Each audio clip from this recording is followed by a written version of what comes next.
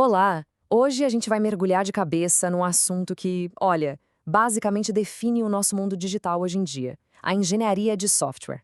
E já vou adiantando, não é só sobre escrever código, é muito mais do que isso.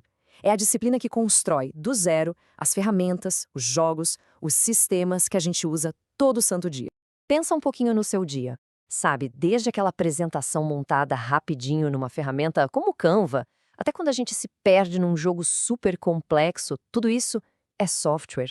Tá tão presente na nossa vida que a gente nem para pensar na engenharia, na complexidade gigantesca que tá rolando ali por trás da tela. Então fica a pergunta, né? Como que esses aplicativos gigantescos, super complexos, são construídos sem virar uma bagunça total, sem desmoronar? A resposta, claro, não é mágica. É o resultado de um processo, de uma estrutura, de uma verdadeira disciplina de engenharia pensada exatamente para isso, para gerenciar essa complexidade toda e entregar um produto que funcione, que seja confiável. Beleza. E para a gente começar a entender isso, a gente precisa primeiro botar os pingos nos is. Esclarecer uma diferença que é, assim, fundamental. A diferença entre só desenvolver software e fazer a engenharia de software. E aqui tá o pulo do gato. Pensa assim, escrever código é uma habilidade. É como saber assentar um tijolo. É super importante, claro. Mas a engenharia de software, isso é ser o arquiteto. É fazer a planta do prédio inteiro. É o planejamento, o gerenciamento de todo o projeto de construção. E a gente consegue ver isso claramente. De um lado, o desenvolvimento de software foca ali no imediato, né, na escrita do código, nos algoritmos, em fazer o front-end conversar com o back-end. Já a engenharia de software, ela dá um passo para trás, ela olha o todo. A gente está falando de liderança de equipe, de gerenciar o processo do começo ao fim e, talvez o mais importante, de pensar na arquitetura, na visão de longo prazo daquele sistema. Mas olha, essa diferença nem sempre foi tão nítida assim, sabe? A verdade é que as formas de se trabalhar, as metodologias, tiveram que evoluir muito, junto com a própria tecnologia. Então vamos dar uma olhada em como foi essa jornada. Nossa, quem é dessa época vai lembrar. A gente ia até uma loja para comprar uma caixa com disquetes ou depois um CD. O software era um produto físico, fechado. Lançou, estava pronto. Era aquilo e pronto. Para ter uma atualização, era um evento. Muitas vezes tinha que comprar uma nova caixa. Agora, corta para hoje. É um mundo completamente diferente. O software é praticamente um serviço vivo, né? A gente recebe atualização o tempo todo, às vezes todo dia, direto da nuvem. O produto nunca está acabado, ele está sempre evoluindo. E essa evolução tecnológica foi bem clara. A gente saiu lá dos produtos isolados na mídia física e foi para os sistemas cliente-servidor, que já eram conectados. E daí, o grande salto para a era da nuvem, onde está tudo interligado, disponível o tempo todo.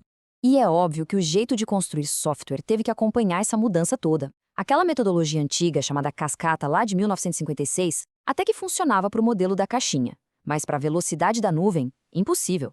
Isso exigiu jeitos mais flexíveis, como o método ágil que apareceu lá em 2001. E foi isso que abriu as portas para arquiteturas mais modernas. Esse modelo cascata, ele era bem, lógico, na teoria. Uma fase termina, aí começa a próxima, uma, depois da outra, sabe? Bem organizado. O problema era rígido demais. Qualquer mudança no meio do caminho significava basicamente voltar para o começo. E o pior, os testes ficavam só lá para o finalzinho. Imagina descobrir um erro grave quando tudo já está pronto. O custo para consertar é altíssimo. Para hoje em dia, simplesmente não. E foi justamente essa rigidez toda que forçou uma grande virada de chave.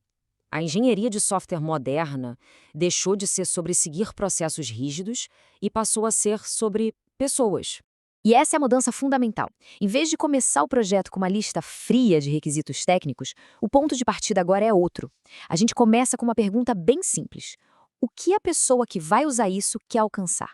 O foco sai do que o sistema faz e vai para o que eu consigo fazer com esse sistema.